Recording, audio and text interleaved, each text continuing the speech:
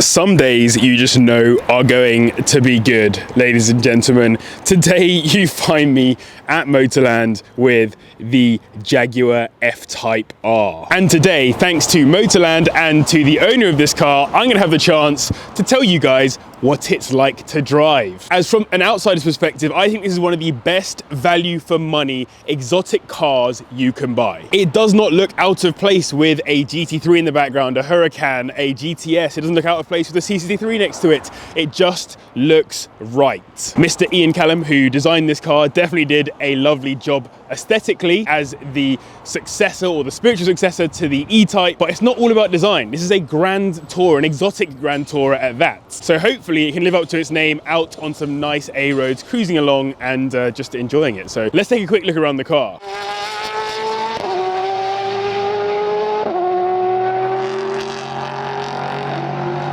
The spec on this is absolutely lovely. It's up for £33,000 with Motorland. You find R's anywhere from around like the 26k mark, but this one has an obscene spec. Notice right here straight away, Jaguar carbon ceramic. Talking about these carbon ceramic discs, which I think are entirely unnecessary on a car like this. However, pretty cool. And then if we open the car, you have these little door handles that pop out. And you get into the interior, you've got the Meridian sound system in here. You've got the sport seats as well. You've got a nice smattering of this carbon effect all around the car as well. Big fan of these massive black alloys too, and just all in. This is such a nice spec. It's just chilled out, lovely, doesn't shout too much. And I think that's a really cool thing about the Jag F-Type as well, is that you can have one that is super shouty in the right spec, or you can have one that is super chilled out in the right spec. But I'm gonna be honest with you, I wanna go for a drive, so I'm gonna stop talking and get in the car. Whoa, so this car, a 5-litre supercharged V8 engine, which makes 542 brake horsepower and doing 0 to 60 in around about 4 seconds. And though, yes, of course, this is a performance car about going fast and all the rest of it, in reality, it's a grand tourer. I'm sitting in it right now in a very chilled out position. I'm not worried at all about going fast. I'm just having a good time, you know? I'm not overthinking things. And today I'm really looking for this car to be two things. Number one, an exotic car. It needs to be exotic, it needs to turn heads out on the roads. People need to be looking at it, being like, wow, that thing's like a spaceship, that kind of vibe. And it needs to drive like an exotic too, it needs to be dynamic, it needs to handle well, etc. At the same time, it needs to be chilled out, not too aggressive, nice and just like relaxed. The kind of car that I could take on a long journey through Europe, down to Monaco, you know, like drive through the Alps, have a good time, and like neither me nor my wife would be upset, have bad backs and all the rest of it. And right now, as I drive through these sort of London streets and stuff, I can tell it's got that second piece on lock. It feels big, it feels wide, it feels comfortable. I feel like I'm just in a happy place right now, right? Like the engine sound, every so often I get a little blip of that V8, which I know is a key talking point of this car. But for now, I'm just enjoying it, right? Like there's nothing over the top. I could be in anything. Just that this anything is particularly nice looking. And on that first point, obviously I'm not able to do particularly crazy speeds or anything on these roads and that kind of stuff, but right now I'm getting so many head turns. People are looking at the car, they're looking at me in the car, they're like, what is that? That is so nice, blah, blah, blah. You can see like particularly kids are loving it. And that's part of the exotic car experience. You should be expecting to have people staring at the car, enjoying it, that kind of stuff. And this gives that in bag straight away. And what's really good, and I'm enjoying so far, is that it feels comfortable at slow speeds. Like I've been doing 30 miles per hour, I'm doing 25 right now, and the car feels really chilled out at this pace. There are some cars where you get into them and you drive them slowly and they don't want to go slow. This car is super chill at slow speeds, and that is exactly what I want out of a Grand Tourer. I don't want it to feel super taut, super angry, super like it wants to go fast all the time, because that's not what it's about. It's about cruising along, driving tastefully, and really just eating up the miles in a good level of comfort. If I can fit golf clubs in the boot of this, then it might be the ideal car for me and my wife right now. We don't have any kids or anything, just a cat. I like to go and play golf on the weekends. I like something that's a bit more dynamic, a bit more fun to drive. And let's see what it's like to drive very briefly.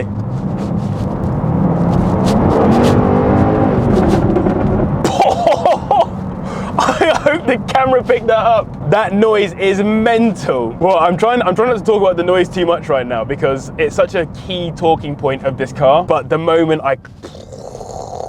nah, this is a silly car. I haven't got super warm tires, so I'm gonna give it a slow pull. My gosh, mate. I know it's 4 seconds to 60, but that's wrong. That can't be correct. In fact, or maybe it is 4 seconds to 60 because the tires don't grip up. I was doing a slow pull there and straight away the tires were just spinning. I mean, I literally was like quarter throttle, like half throttle, barely anything. Next thing I know, I'm in wheel spin city. I'm just amazed at how like ridiculous this thing sounds. And what's nice as well is that, I mean, it might have it, but it doesn't feel like it's pumping any of the sound into the cabin for me. It feels like I'm just hearing that exhaust note just sing. It ticked the box of being a Grand Tourer ages ago.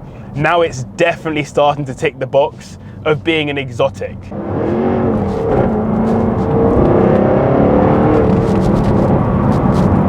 Mate, I'm sorry, what am I supposed to do? 542 brake horsepower. It does not want to sit still. The rear just wants to go left, right, left, right. I don't understand at all. I don't know what I'm supposed to do with it. It's just way too much power and nowhere near enough traction. Yeah, I've got traction control on and stuff, so it is rescuing me as well. I haven't driven many cars that are this intoxicating from a sound perspective.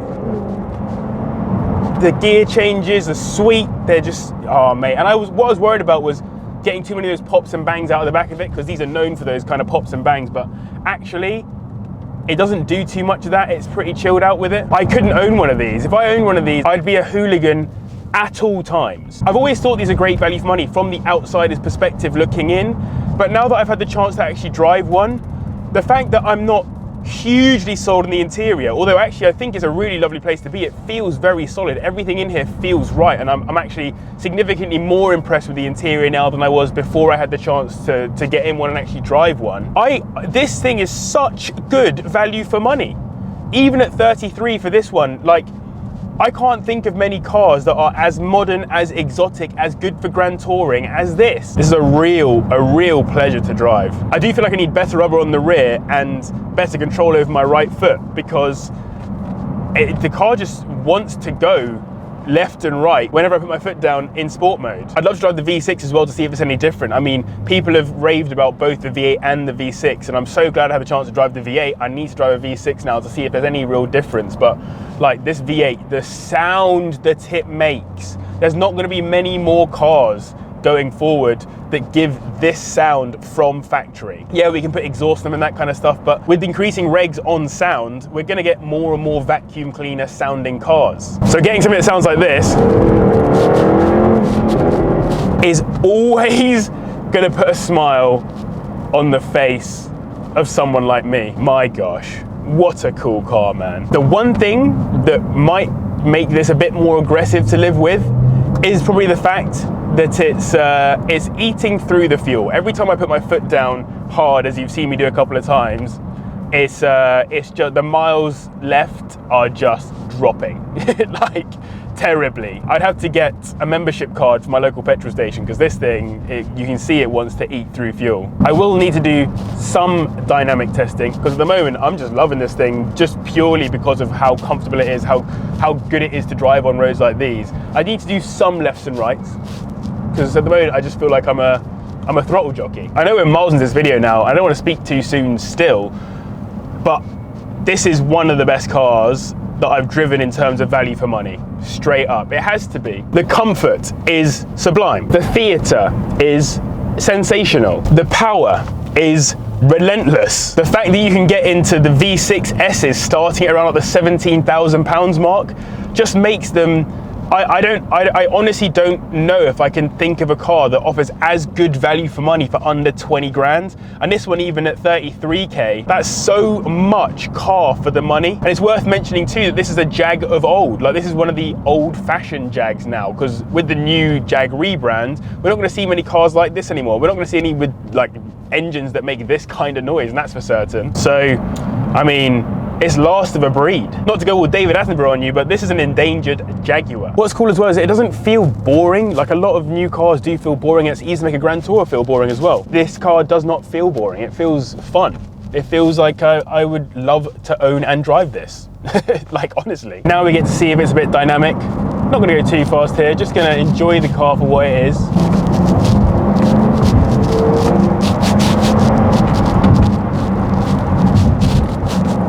Oh, it feels agile as well. Yeah, tick every box.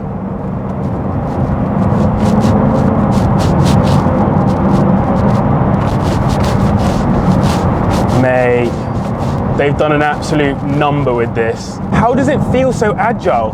Honestly, I don't understand. I think it's agile because it's got so much power that it's just able to make up for being a little bit heavier and all the rest of it with the big V8 up front and whatever. Like, I'm boggled. My mind has been boggled. That is where I'm at. I feel like I'm driving a Grand Tourer and it costs a fraction of the price of the cars it'd be competing with. I mean, it's just beautiful. Not much more for me to say, really.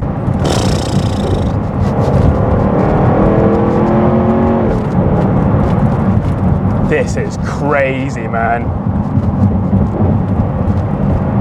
Oh, yeah. Number one, huge thanks to Motorland for letting me drive this car today. I have really appreciated it. And to the owner of this car as well, what a car. Why are you selling it? Honestly, this thing is sublime. Really, really nice car. You must be getting something even better. Ladies and gents, I think I started this video with something around it being a great Grand Tourer and a great exotic. That's what I needed to tick the boxes of, and you can see today by the smile on my face, by how much I've enjoyed driving this, it has done exactly those two things. It is a stunning Grand Tourer. It looks beautiful, it drives beautifully, it's not too aggressive, it's just perfect. It's so comfortable.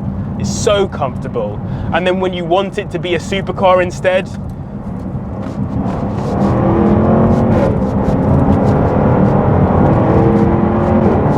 it's a supercar instead.